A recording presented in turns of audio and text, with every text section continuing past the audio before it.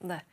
2014년 이 대한항공의 땅콩 회항 사건을 계기로 직장 내 갑질 문제가 사회적으로 큰 이슈로 떠올랐는데요.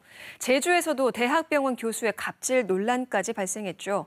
이런 직장 내 괴롭힘을 금지하는 내용을 담은 개정 근로기준법이 오늘부터 시행됩니다. 그래서 짤막대담에서는 민주노총 제주본부 김경희 법규국장과 함께 직장 내 괴롭힘과 관련해 자세한 이야기 나눠보려고 합니다. 네, 안녕하십니까? 네, 안녕하십니까? 네. 직장 내 괴롭힘, 이게 참 당하는 사람은 괴로운 거죠, 말 그대로. 그런데 어디까지가 괴롭힘인가 정의하기가 참 쉽지는 않은 것 같아요. 그래서 저희가 먼저 이 법에 대한 궁금한 점을 정리한 영상을 먼저 보시고 또 이야기 나눠보도록 하겠습니다. 회사 생활을 하다 보면 상사가 쓴소리를 할 때도 있죠. 이게 직장 내 괴롭힘일까요? 법은 직장 내 괴롭힘은 세 가지 조건을 모두 충족한 경우로 정의합니다. 직장 내 지위나 관계의 우위를 이용해서 업무상 적정 범위를 넘어서고 신체, 정신적 고통 또는 근무 환경을 악화시키는 행위를 말합니다. 주말을 즐기고 싶으면 회사를 떠나길 바란다. 실제로 한 회사 대표가 직장인에게 보낸 메시지입니다. 이렇게 SNS, 출장지, 회식 장소 등 일터가 아닌 곳에서 벌어진 일도 직장 내 괴롭힘이 될 수 있습니다.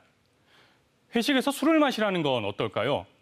본인이 원치 않는데 회식에 와라, 술을 마셔라 강요하는 것도 괴롭힘일 수 있습니다. 동료 험담을 하는 건 어떨까요? 제3자에게 전달돼서 직원의 명예가 훼손될 정도면 괴롭힘으로 인정될 수 있습니다. 집단 따돌림, 소문 퍼뜨리기, 의도적으로 업무에서 빼는 것도 해당될 수 있습니다. 그렇다면 일로 직원을 힘들게 하는 건 어떨까요? 특별한 사정이 없는데 최소한의 일할 시간도 주지 않고 업무를 떠넘기는 행위, 또 일할 장비를 지급하지 않거나 계약서와 다른 업무 지시를 하는 것도 직장 내 괴롭힘으로 볼 수 있습니다. 담배를 사와라, 차 수리해와라, 이런 개인적인 심부름도 상사가 적정한 수준을 넘어서 고통을 준다면 직장 내 괴롭힘입니다. 몇 가지 사례를 살펴봤는데요. 괴롭힘 유형은 정말 다양해서 사안에 따라서 판단해야 합니다. 직장 내 괴롭힘은 피해자뿐 아니라 목격자도 신고할 수 있습니다. 신고에 앞서서 근로복지공단이나 민간공익단체 직장갑질 119에서 상담을 받아볼 수도 있습니다. KBS 뉴스 변진석입니다. 네, 이런 것도 직장 내 괴롭힘이었구나. 이렇게 영상을 보고 나니까 괴롭힘의 의미와 범위에 대해서 좀 이해가 됩니다. 이렇게 금지법이 나올 정도로 많은 직장인이 괴롭힘을 당하고 있다는 건데요. 특히 제주 지역 비정규직 비율은 전국 평균보다 높죠. 그만큼 이 직장 내 괴롭힘이 발생할 가능성이 높다고 보이는데요. 어떤가요? 말씀하신 대로 그 비정규직 노동자가 직장 내 괴롭힘에 더 취약한 것은 사실이고요. 왜냐하면 이제 비정규직이다 보니 고용 유지를 위해서 그 상사의 평가나 이런 것들이 이제 좀 중요할 수 있고 그런 상황 때문에 이제 좀 더 그 확률이 높습니다. 그리고 네네. 또 비정규직뿐만 아니라 좀 이제 사회 초년생이나 그리고 학생의 신분에서 아르바이트를 하거나 그 현장 실습을 나간 학생이거나 이런 경우에는 더 취약한 그 상황에 놓여 있다고 볼 수 있고요. 근데 네. 뭐 상대적으로 취약한 위치에 있을수록 직장 내 괴롭힘에 노출될 확률이 높고 이제 그렇다고 해서 뭐 숙련된 정규직 노동자라고 해서 아예 뭐 경우가 없는 것은 아니죠. 그렇죠. 뭐 정규직이든 비정규직이든 뭐 이제 뭐 체험 활동을 하는 학생들이든 아르바이트든 여러 가지 다 경우도 노출이 돼 있을 텐데요. 좀 구체적인 사례를 몇 가지 들어주실 수 있을까요? 일단 뭐 저희 쪽으로 제보된 사례 중에는 뭐 실제로 폭행 사건도 많이 발생을 하고 있습니다. 그래서 뭐 일하다가 혹은 회식 중에 상사로부터 폭행을 당한 경우들이 있었고 이런 경우에 좀 지속적으로 폭행이 되고 하면은 실제 뭐 경찰서에 가서 이제 사건을 해결하기도 하지만 뭐 일회성에 그쳤다라고 하면은 오히려 주변에서 뭐 한번 뭐 참고 넘어가라 뭐 이렇게 하면서 이제 혼자 속으로 끙끙 앓면서 대응 못하고 이제 좀 괴로워하는 그런 경우들이 있었고요. 네. 폭행 말고도 좀 다른 게 있을까요? 그리고 요즘에 이제 CCTV가 많지 않습니까? 이제 CCTV를 가지고 이제 상사가 감시를 하는 거죠. 아, 네. 예.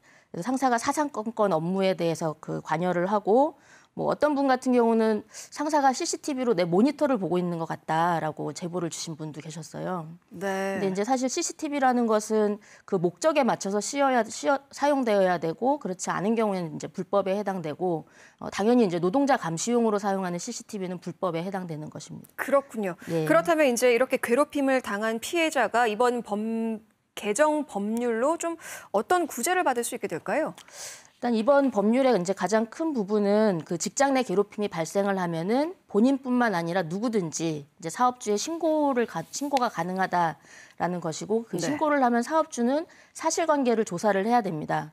사실관계 조사 후에 피해 사실이 발생을 하면은 그 가해한 노동자에 대해서 징계 등의 조치를 취할 것을 하고 있고 이제 쉽게 말씀을 드리면은 직장 내 괴롭힘에 대해서 이 사업장 내에 그 해결하는 프로세스가 도입이 된다라고 보시면 됩니다. 그러니까 직장 내에서 괴롭힘이 있었을 때 그것을 해결할 수 있는 프로세스라고 예. 하셨는데 혹시 이런 경우는 어떨까요? 제주에는 또 서비스업이 많이 있는데 그러다 보니까 자연스럽게 고객들의 갑질도 많지 않습니까? 혹시 일하다가 고객으로부터 좀 갑질을 당하는 경우 그런 경우에도 이 법령에 좀 구제를 받을 수 있나요?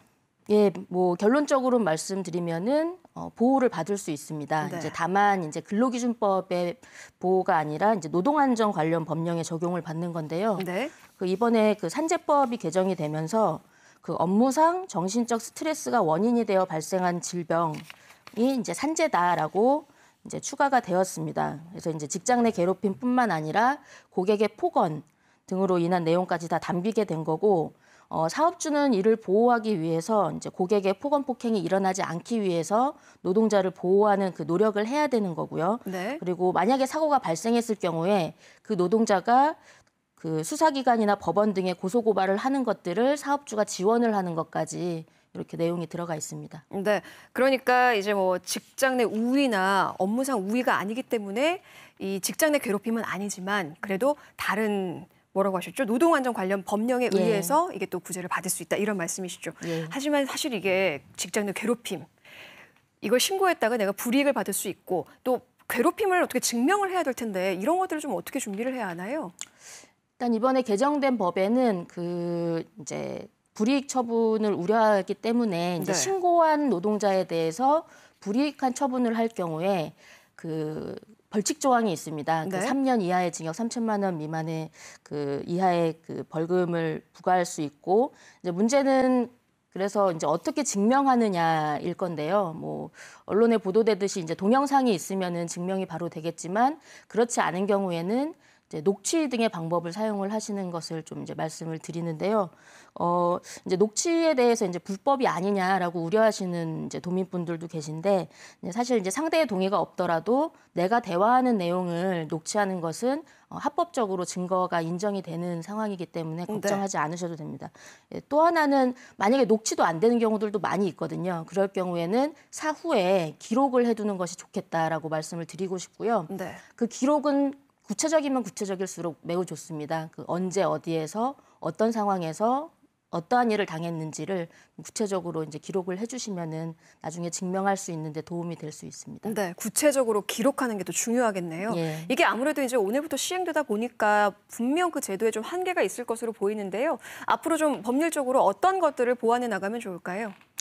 예, 지금 뭐 한 번에 뭐 이게 딱 해결이 되면 좋지만 지금 좀 그럴 수 있는 상황은 아닌 것 같고 이번 개정 법률 중에서는 일단 사업주, 사용자가 이제 그 조사나 이런 의무를 가지고 있는데 실제로 사업주가 그 괴롭힘을 하는 주체인 경우들이 좀 있거든요. 네. 이제 그런 경우들은 그럼 어떻게 할 거냐 이제 이런 부분이 이제 좀 해결이 돼야 될 거고 또 하나는 그 사업주가 그 의무를 하지 않았을 경우에 그 벌칙 조항이 지금 부재합니다. 미비합니다. 사용자의 조치 의무에는 형벌 규정이 그럼 아직 없다는 거네요. 예. 네. 그래서 이제 의무 규정은 있지만 네. 이제 벌칙 규정이 없어서 이제 실효성에 대한 부분들이 이제 많이 한데 뭐 사실 이 직장 내 괴롭힘 금지법 시행으로 인해서 사실 이제 그 사업장 내에서 이것이 이제 불법이다 그런 인식들이 좀 퍼지는 게 중요할 것 같고요.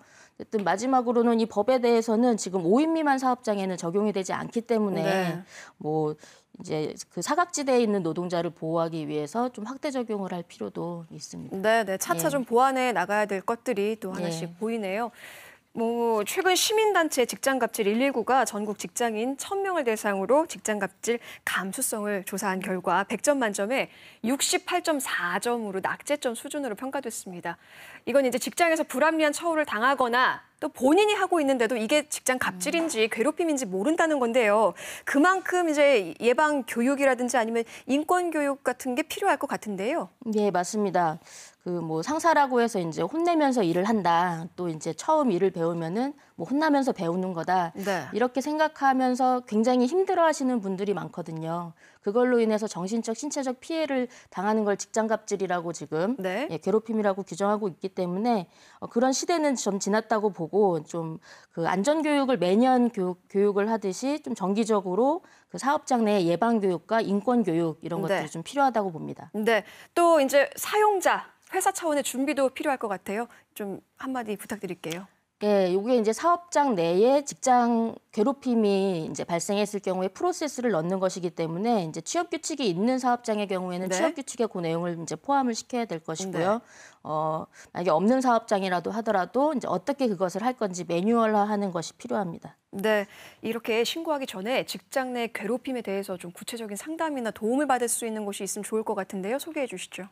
일단 도내에는 이제 작년부터 그 카카오톡 오픈 채팅방으로 제주 직장갑질 119를 검색을 하시면은 네. 이제 익명으로 이제 남겨주시면은 거기에 이제 변호사나 노무사가 이제 스텝이 답변을 하면서 상담을 받으실 수 있고요. 네. 지금 현재 직장 내 괴롭힘에 혹시나 있으신 분들에게 말씀드리고 싶은 거는 직장 내 괴롭힘은 본인의 잘못이 절대 아닙니다. 네. 그래서 좀 용기를 내시고 망설이거나 주저하지 마시고 문을 네. 두드려 주시면 좋겠습니다. 네, 오늘부터 예. 시행된 이 직장 내 금지법이 잘 정착돼서 갑질 없는 이 직장 갑질 감수성이 높은 제주 사회가 됐으면 좋겠습니다. 오늘 말씀 여기까지 듣겠습니다. 먼 길 와주셔서 고맙습니다. 예, 감사합니다.